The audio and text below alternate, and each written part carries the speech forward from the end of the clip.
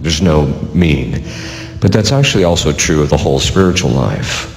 There's not a single aspect of the spiritual life in which we must not be working on in some degree if we're not going to attain perfection.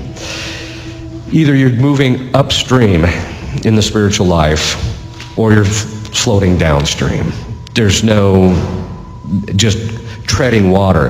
One of the biggest or most unfortunate things among a lot of Catholics is they like to reach a certain plateau where they're staying out of mortal sin. They might have a few venial sins they're struggling with. They feel comfortable in their spiritual life. They might be going to Mass regularly. They're receiving the sacraments, and life just seems kind of comfy, and they don't have to. And they know that in order to eradicate those last imperfections in their life, there's going to have to be a lot of suffering and a lot of self-denial, and so they shy away from it. Demons don't let you do that. God allows them into your life precisely to drag you one way or the other.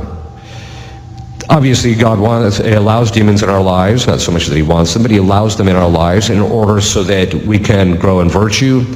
We become the instrument of their humiliation. We become the instrument of their justice. See, when Adam ate the fruit and Eve ate the fruit, God said to the serpent, which is another name for Satan, he said to him, because you have done this, you will crawl on the ground all the days of your life and eat dust. Now, the crawling on the ground means this, that he will be constantly humiliated. Beelzebub, which is another name for Satan, actually admitted to me once that God the Father actually goes out of his way to set him up to get humiliated. Why? Because it's his just punishment, because his sin was pride.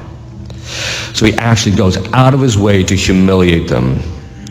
The second thing is, so that's he's going to crawl on the ground all the days of his life and eat dust. And then the fathers of the church ask them, what's this dust?